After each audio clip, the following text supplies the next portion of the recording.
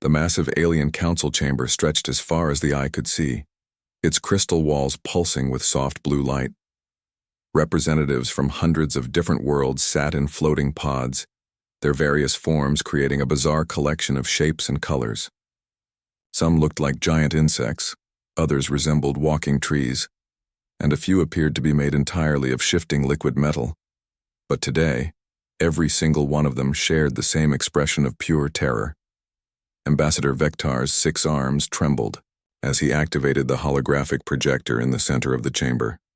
The air shimmered, and suddenly everyone was staring at the twisted remains of what used to be Mining Station Epsilon 7. Metal beams that once supported a thriving community now floated like broken bones in the cold vacuum of space. The station's hull had been torn open like someone ripping apart a tin can, revealing the dark emptiness inside where thousands of workers had lived and worked just days before. "This is the 14th attack in 3 months," Vectar announced, his voice echoing through the chamber's translation systems. Each species heard his words in their own language, but the fear in his tone needed no translation. "The pattern is always the same. No warning, no demands, just complete destruction." The hologram shifted to show the security footage from the Duar station's final moments. At first, everything looked normal. Workers moved about their daily routines, massive mining ships came and went, and cargo containers full of precious metals floated toward the loading docks. Then something appeared at the edge of the sensor range, something so large it made the mining station look like a toy. The creature that emerged from the darkness defied description. It stretched nearly 2 kilometers from one end to the other, its surface covered in patterns of light that pulsed and shifted like a living constellation. The thing moved with impossible grace for something so massive, flowing through space like a giant sea creature swimming through invisible water. Along its sides, rows of what looked like feeding appendages waved gently, each one longer than a starship. "Look at the bioluminescent patterns," whispered Dr. Zelak, the Council's chief xenobiologist. Her snake-like form coiled nervously around her floating chair. "They're not random.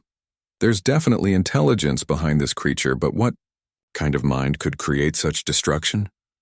The footage continued, showing the creature approaching the mining station with what almost looked like curiosity. It circled the structure several times, its light patterns changing and shifting in complex sequences. Then, without warning, it struck. The feeding appendages reached out and began tearing into the station's hull like it was made of paper. Within minutes, the entire structure was being systematically dismantled and consumed. The survivors from the transport ship that escaped described the sound. Vectar continued, his voice barely above a whisper. "They said it sang while it fed. A deep, haunting melody that seemed to come from everywhere at once. Several crew members are still receiving psychological treatment." The chamber erupted in nervous chatter as representatives began sharing their own encounters with the creature. The insectoid Krethak delegation clicked and buzzed frantically, their translator struggling to keep up with their rapid speech. "Our outer colonies report similar attacks," their spokesperson managed to say. "But the creature seems to be moving in a pattern following the major shipping lanes." From the aquatic section of the chamber, Ambassador Glubtar's water-filled pod glowed with distress signals. "Our deep space monitors have detected its biosignature in 17 different systems, the whale-like being communicated through harmonic vibrations. It appears to be searching for something, but we cannot determine what." The reptilian saurid representative rose to his full 3-meter height, his scales shifting from green to an angry red. "Searching or not, this abomination has cost us millions of lives and countless resources. Our military fleets have engaged it on 4 separate occasions, and each time it simply vanished before we could land a decisive blow." "That's not entirely accurate," interrupted Commander Thexrin of the Hegemony Defense Force. The warrior's mechanical arm whirred as he gestured toward the hologram. "We have managed to damage it. Our plasma cannons left several burn marks on its hide during the battle at Kepler Station, but within hours those wounds had completely healed. Whatever this thing is, it has regenerative capabilities beyond anything we've ever encountered." The hologram shifted again, showing tactical readouts from various military encounters. Each battle followed the same pattern. The creature would appear, the defense forces would engage, and just when it seemed they might have a chance, the thing would simply fade away into hyperspace, leaving destruction in its wake. "The economic impact alone is staggering," announced the trade representative, a blob-like being whose form constantly shifted between different shapes. 17 major trade routes have been abandoned. Insurance companies are refusing to cover shipments through the outer sectors. If this continues, it could trigger a galactic recession. As the debate continued, more horrifying details emerged. The creature didn't just destroy randomly. It seemed to target specific types of installations, always those involved in mining or manufacturing. It consumed both organic matter and processed metals with equal enthusiasm, but it ignored civilian transports and passenger vessels unless they attacked first. This selective behavior suggested a level of intelligence that made the creature even more terrifying. The most disturbing aspect was how it seemed to be learning from each encounter, adapting its tactics and becoming more efficient with every attack. The massive doors of the Galactic Council chamber hissed open with a sound that made every alien representative turn their heads. What walked through those doors was something most of them had only heard about in whispered conversations and intelligence reports: humans. The newest species to achieve faster-than-light travel, barely 50 years out from their home world, and according to most council members, completely out of their depth. Dr. Minji walked at the front of the small human delegation, her black hair pulled back in a simple ponytail, and her dark eyes scanning the enormous chamber with obvious curiosity, rather than intimidation. Behind her followed Captain Jinho, a weathered man whose calm demeanor suggested he'd seen more than his share of dangerous situations, and Dr. Kyung, a young scientist whose tablet never left his hands as he frantically recorded everything around them. The sight of these small, seemingly fragile beings caused quite a stir among the assembled aliens. Whispered comments rippled through the chamber as various species sized up the humans. To the towering Saurid warriors, they looked like children. To the mechanical hegemony representatives, they appeared hopelessly primitive. Even the normally diplomatic aquatic delegates seemed unimpressed by these newcomers who had somehow managed to stumble their way into galactic politics. Ambassador Vectar's 6 arms gestured dismissively as he addressed the chamber. "While we appreciate the humans' offer to attend this emergency session, I'm not sure what assistance they could possibly provide. This creature has defeated our most advanced military forces and consumed resources from the galaxy's most technologically sophisticated civilizations." A low rumble of agreement echoed through the chamber. The Krethak delegation clicked their mandibles in what their species considered polite laughter, while several other representatives openly questioned why the humans had even been allowed into the council chambers during such a critical discussion. Dr. Minji stepped forward, her voice clear and confident despite being surrounded by beings that could crush her without effort. "We've spent the last 6 months analyzing every piece of data you've made available about this creature," she said. Her words translated instantly into dozens of alien languages. "We've studied the attack patterns, the feeding behaviors, the bioluminescent displays, and the tactical responses from your military forces." She paused, letting her gaze travel across the chamber before continuing. "We believe we can help because we've seen this before." The statement caused an immediate uproar. How could these primitive mammals have encountered something that the galaxy's greatest minds couldn't understand? Commander Thexran of the Defense Force stood up, his mechanical parts whirring with agitation. "Impossible. Our sensors would have detected any creature of this magnitude in your system. Your species has barely explored beyond your own solar system." Dr. Minji smiled, and there was something in that expression that made several of the more perceptive aliens lean forward with sudden interest. "Not in space," she said simply. "In our oceans." Captain Jinho stepped up beside her, his weathered hands clasped behind his back. "Earth's oceans cover more than 70% of our planet's surface, and we've explored less than 20% of them. In those depths, we've discovered creatures that would make your nightmare fuel look like children's toys." The holographic projector in the center of the chamber flickered to life, but this time it wasn't showing the destruction left by the galactic terror. Instead, the assembled aliens found themselves staring into the blue-black depths of an alien ocean. Massive forms moved through the water with impossible grace, creatures so large they dwarfed the submarines filming them. "This is a blue whale," Dr. Kyung explained, his tablet connected to the projection system. "The largest animal ever known to exist on our planet. But size isn't what makes them remarkable." The image shifted to show the whale's massive mouth opening, revealing rows of baleen plates.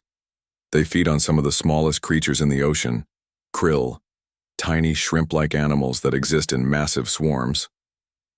The projection changed again, showing different creatures.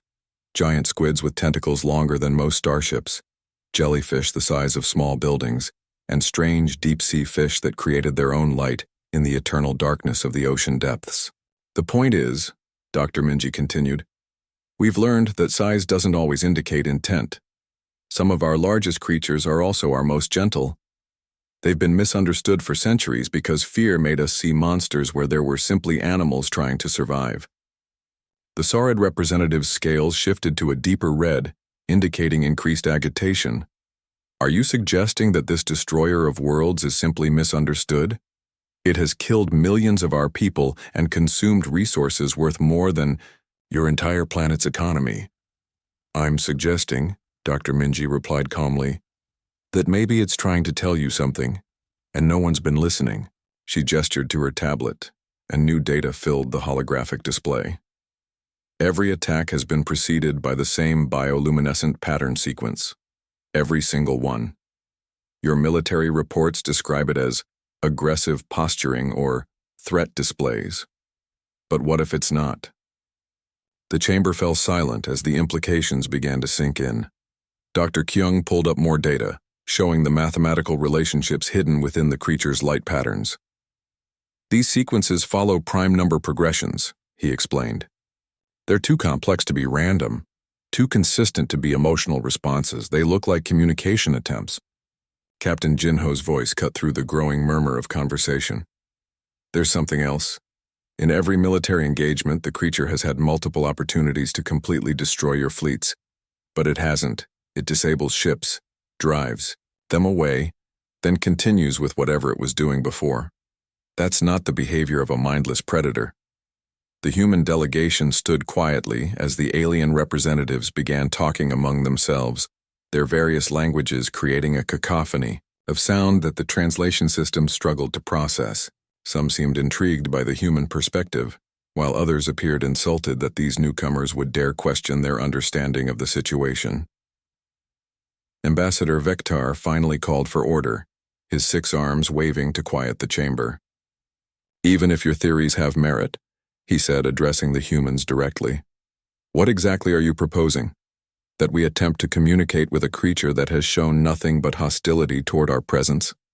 Dr. Minji nodded, and her smile held something that made even the most skeptical aliens pause. "That's exactly what we're proposing. But first we need to understand why no one has tried it before." The human research vessel, Cousteau, drifted silently through the Kepler Nebula, its hull barely visible against the swirling clouds of cosmic dust and gas. Inside the ship's cramped bridge, Captain Jinho stared at the sensor readings with the kind of calm that only came from years of facing the unknown. His crew of 12 had volunteered for this mission, knowing full well they might not return home, but none of them had hesitated when Dr. Minji explained what they planned to do. "Contact in 30 minutes, announced Lieutenant Hana from her position at the communications console. Her fingers danced across the alien technology they'd borrowed from the Galactic Council, equipment that was supposedly centuries ahead of anything humans had developed.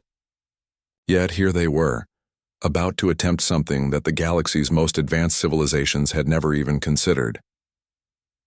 Dr. Minji floated near the main view screen, her magnetic boots keeping her anchored to the floor as the artificial gravity struggled with the nebula's strange energy fields.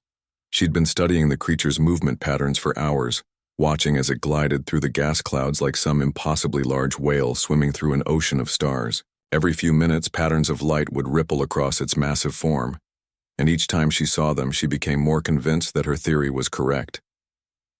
"There's something beautiful about the way it moves," whispered Dr. Kyung, his face pressed against one of the observation windows. "Look at how it navigates around those asteroids. It's not just avoiding them, it's almost like it's dancing with them. The creature was indeed magnificent to behold. Its 2-kilometer length seemed to ripple and flow as it moved, bioluminescent patterns racing along its sides in waves of blue and green light.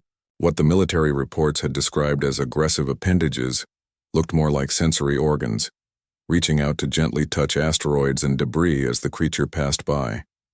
It reminded Dr. Minji of the videos she'd seen of dolphins investigating new objects in their environment, curious and playful rather than threatening. "Captain," called out Ensign Tay from the sensor station, "I'm picking up some strange readings from the creature's interior. It's not a single organism. The structure looks more like a colony, similar to the Portuguese man-of-war jellyfish back on Earth, but on a scale we've never imagined." Captain Jinho nodded grimly. That would explain how it survived those military attacks. Damage one part, and the rest keeps functioning while repairs are made. He turned to Dr. Minji. "Are you sure about this approach? We're violating direct orders from the Galactic Council just by being here." Dr. Minji's eyes never left the view screen as the creature continued its graceful dance through the nebula. "I've been studying marine biology for 15 years, she said quietly. "I've swum with great whites, tracked humpback whales across entire oceans, and spent months observing deep-sea creatures that most people will never even know exist. This isn't the behavior of a predator. This is the behavior of something that's lost and trying to find its way home." The bridge fell silent, except for the soft humming of the ship's systems. Everyone knew they were taking an enormous risk. If Dr. Minji was wrong, they would all be dead within minutes. The creature had destroyed military fleets that were far better armed and protected than their small research vessel. "Contact in 5 minutes, Lieutenant Hana announced, her voice tight with nervousness. "The creature has changed course. It's heading directly toward us." Through the view screen, they watched as the massive entity began to turn in their direction. Its bioluminescent patterns were changing now, shifting from the slow, rhythmic pulses they'd observed earlier to something more rapid and complex. The light seemed to be racing across its surface in intricate mathematical sequences. "Hana, are you recording this?" Dr. Minji asked urgently. "Every second of it," came the reply. "And I'm running the patterns through our linguistic analysis programs. If there's any kind of structure to these signals, we'll find it." Dr. Kyung was frantically taking notes on his tablet, his stylus moving so fast it was almost a blur. "The frequency changes are consistent with prime number sequences," he called out excitedly. "Base 7, then base 11, now it's shifting to base 13. This is definitely not random." The creature was getting closer now, and its true size became apparent. The research vessel was like a tiny minnow approaching a blue whale, so small that the entity probably couldn't even see them clearly. Yet the light patterns continued, growing more complex and urgent with each passing second. "It knows we're here," Captain Jinho observed, his hand hovering over the emergency jump controls. "The question is, what does it want to do about it?" Suddenly, Lieutenant Hana's console erupted in a symphony of beeps and alerts. "I've got it," she shouted, her excitement cutting through the tension on the bridge. "The computers found a match. These aren't random patterns or threat displays. They're mathematical progressions based on prime numbers, but arranged in a specific sequence that repeats every 97 seconds. Dr. Minji spun around, nearly losing her magnetic footing in the process. "Show me." The main screen split in half, showing the creature's light patterns on one side and a mathematical breakdown on the other. The sequence was elegant in its simplicity once you understood what to look for. Prime numbers arranged in ascending order, with the gaps between them creating a rhythm that was almost musical. "It's a distress signal," Dr. Minji breathed, the realization hitting her like a physical blow. It's been calling for help this entire time, and no one understood what it was saying. The creature was now close enough that they could see individual details on its surface.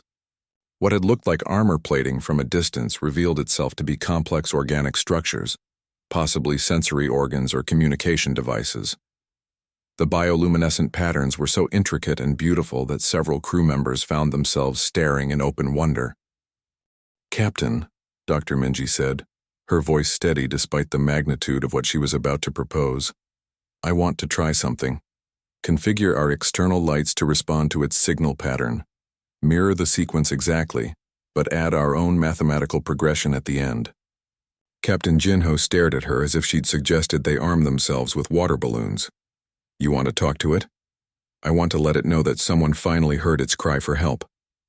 The bridge crew exchanged glances, each wondering if they were about to make history or become the shortest-lived heroes in human space exploration. But they'd come this far based on Dr. Minji's theories, and those theories had been proven correct so far.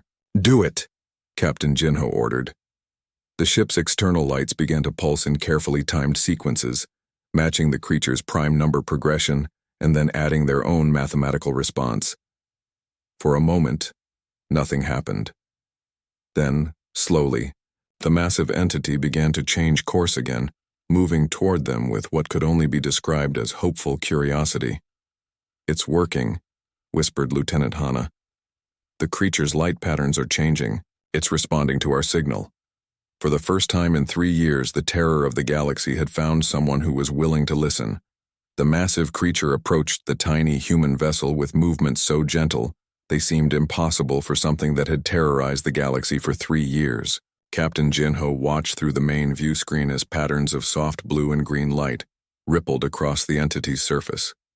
No longer the harsh, urgent flashes they'd recorded from previous encounters, but something that looked almost like relief. Distance now at 200 meters and closing, reported Ensign Tay, his voice barely above a whisper. Everyone on the bridge seemed afraid that speaking too loudly might break whatever spell had been cast between their ship and the creature. I'm reading massive energy fluctuations, but they don't match any weapon signatures in our database, Dr. Minji floated closer to the view screen, her scientific curiosity overriding any fear she might have felt. At this distance, the entity's true nature was becoming clear, and it was nothing like what the military reports had described. Instead of the armored predator of galactic nightmares, she was looking at something that resembled the most beautiful and complex organism she'd ever encountered. Look at the surface structure, she called out to Dr. Kyung, who was frantically adjusting the ship's sensors to get better readings. Those aren't armor plates or feeding appendages. They're individual organisms, thousands of them, maybe millions, all working together as one unified being. Through the enhanced imaging systems, they could see that the creature was indeed a colony, similar to the Portuguese man-of-war jellyfish from Earth's oceans, but evolved far beyond anything their planet had produced. Each component organism served a specific function, some clearly designed for propulsion, others for sensing the environment, and still others that pulsed with the bioluminescent communication patterns they'd been observing. Lieutenant Hana looked up from her console, with excitement written across her face. The mathematical progressions are getting more complex. It's not just repeating the prime number sequence anymore. Now it's showing us geometric patterns, then moving into what looks like stellar cartography data. It's trying to tell us something specific, Dr. Kyung added, his tablet connected to the translation computers they'd borrowed from the Galactic Council. The patterns keep pointing in the same direction, toward a region of space beyond the galaxy's outer rim. Captain Jinho moved to stand beside Dr. Minji, both of them staring at the magnificent creature that filled their view screen. Could it be showing us where it came from? Before Dr. Minji could answer, the creature did something that made everyone on the bridge freeze in amazement. One of its massive sensory appendages, easily the size of a small starship, extended toward their vessel with the kind of careful precision a human might use when reaching out to touch a soap bubble. The appendage stopped just meters from their hull, close enough that they could see the intricate patterns of light flowing beneath its translucent surface. It's scanning us, Ensign Tay reported, his instruments showing energy patterns unlike anything they'd encountered before. But the scan is incredibly gentle. It's almost like it's being careful not to damage our ship. Dr. Minji watched in fascination as more sensory organs approached their vessel, each one extending and retracting with obvious intelligence and purpose. It's curious about us, she realized. Just like we're curious about it. This isn't the behavior of a mindless destroyer. This is first contact. The creature's bioluminescent patterns shifted again, and this time the message was unmistakable. The lights formed a three-dimensional map of the local star system, showing the positions of planets, asteroid belts, and space stations with remarkable accuracy. Then the image expanded, showing system after system, all the places where the creature had appeared over the past 3 years. "It's showing us its journey," Lieutenant Hana whispered in amazement. "Every place it's been, every station it encountered. But look at the pattern. It's not random wandering. It's been searching for something." Dr. Kyung was working frantically with his tablet, cross-referencing the creature's star map with their own navigation data. The trajectory leads back to a region of space that our telescopes have never been able to observe clearly. It's beyond the galactic rim, in an area where cosmic radiation makes long-range scanning impossible. Suddenly, the creature's communication patterns changed dramatically. The gentle mathematical progressions gave way to something far more urgent and desperate. The lights flashed in rapid sequences, and through their hull they could hear something that made everyone's blood run cold. It was a sound unlike anything they'd ever experienced, a deep, resonant call that seemed to come from the very depths of space itself. "That's not a threat," Dr. Minji said quietly, her scientific training helping her interpret what they were hearing. "That's a distress call. It's been calling for help this entire time." The pieces of the puzzle began falling into place. The creature's attacks on mining stations and manufacturing facilities weren't acts of aggression. They were desperate attempts to gather the materials it needed to survive. The refined metals and processed compounds it had consumed were probably essential nutrients for its unique biology, substances it couldn't synthesize on its own. "Look at the internal scans," Dr. Kyung called out, his voice filled with both excitement and horror. "Parts of the creature are dying, whatever it needs. To maintain its cellular structure, it's not getting enough of it. It's been slowly deteriorating for years." Captain Jinho felt a chill run down his spine as he realized what they were looking at. "It's not a monster," he said quietly. "It's a refugee.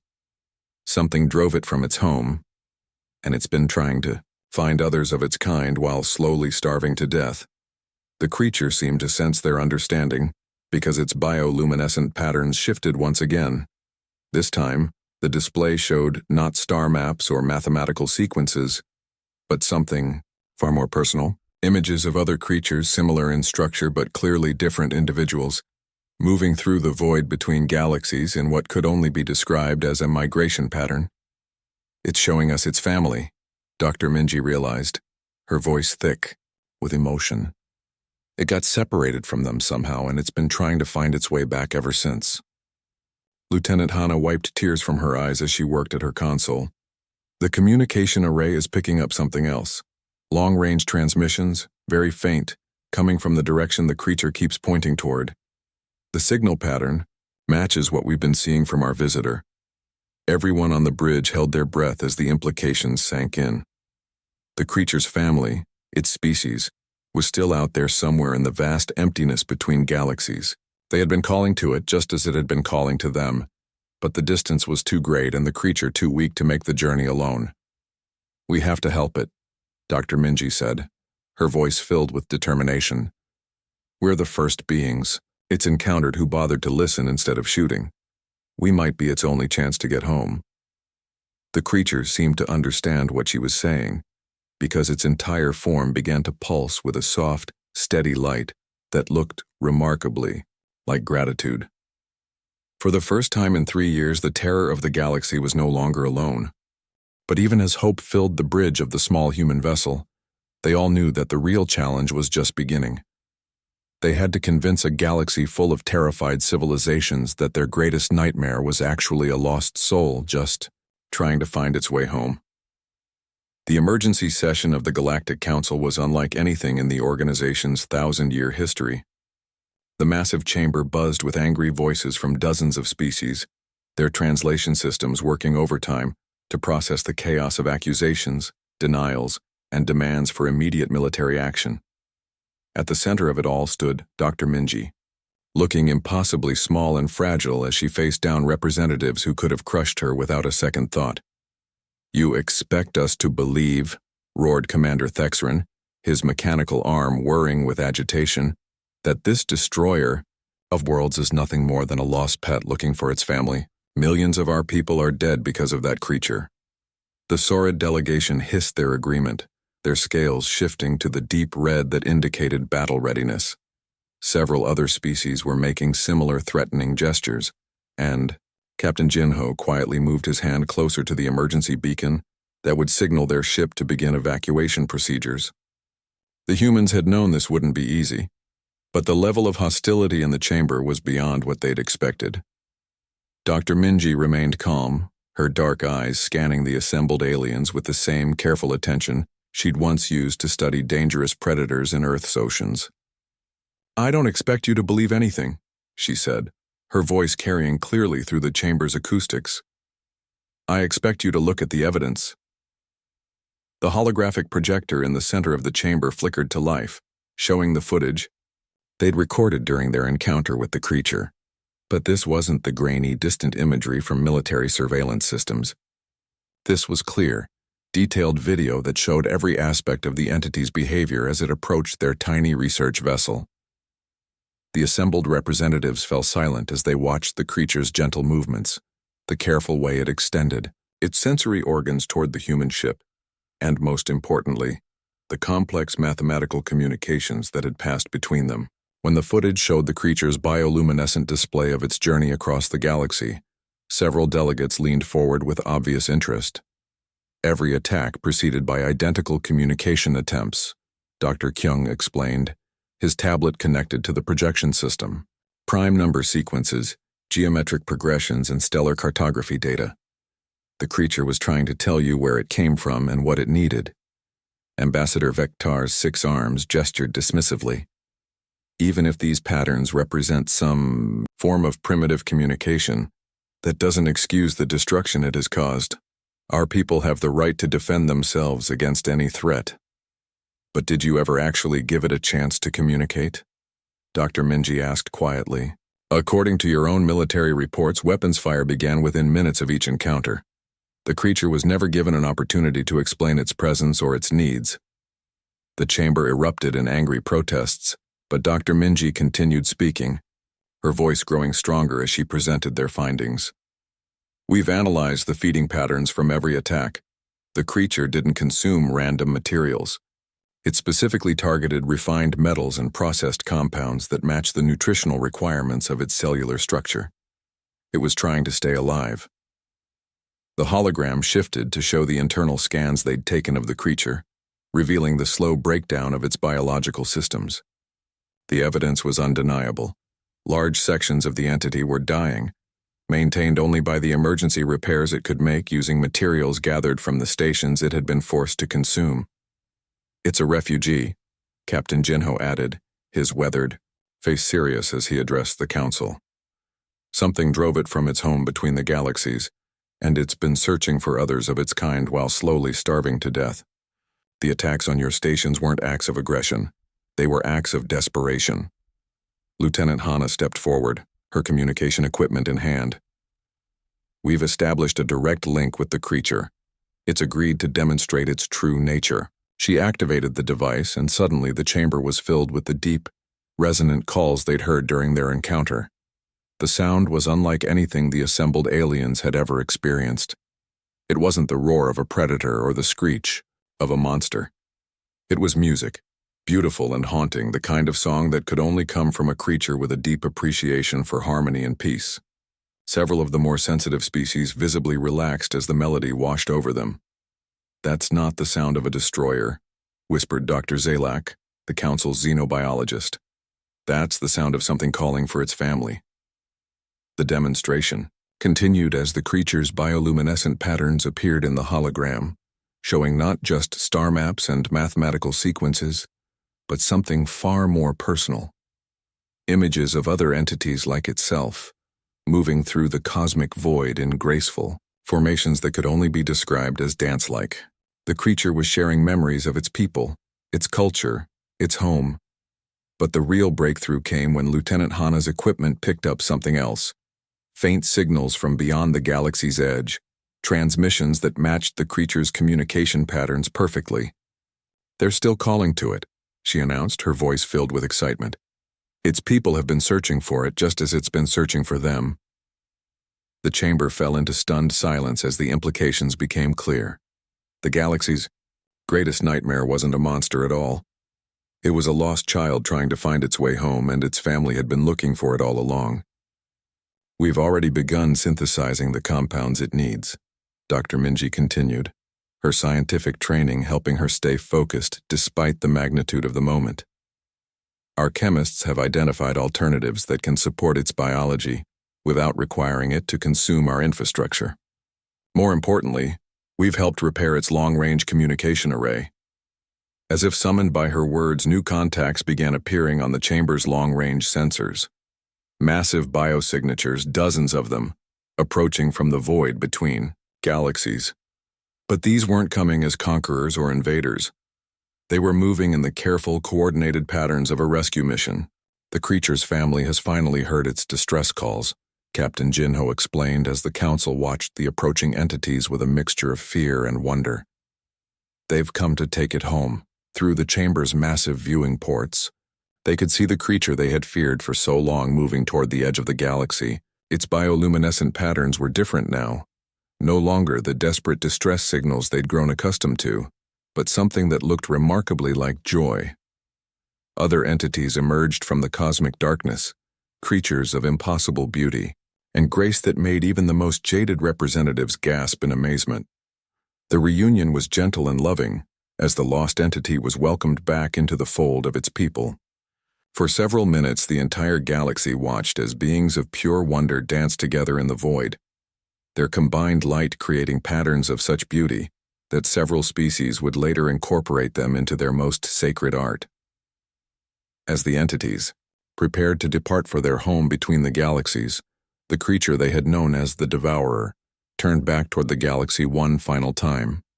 Its bioluminescent display was simple and clear, translated by every communication system in the chamber. "Thank you for seeing us as we truly are." Then they were gone, disappearing into the cosmic void with the same grace they had shown throughout their stay. The galaxy was left to contemplate a humbling lesson about first impressions, the danger of assumptions, and the importance of listening before attacking. In the aftermath, as representatives began the long process of rebuilding relationships and reconsidering their approach to unknown contacts, humanity found itself in an unusual position. They had become the species that looked beyond fear to find understanding, the ones who chose curiosity over violence when faced with the unknown. Dr. Minji stood quietly in the council chamber as the other delegates filed out, each lost in their own thoughts about what they had witnessed. The galaxy would never be quite the same, and perhaps that was exactly what it needed.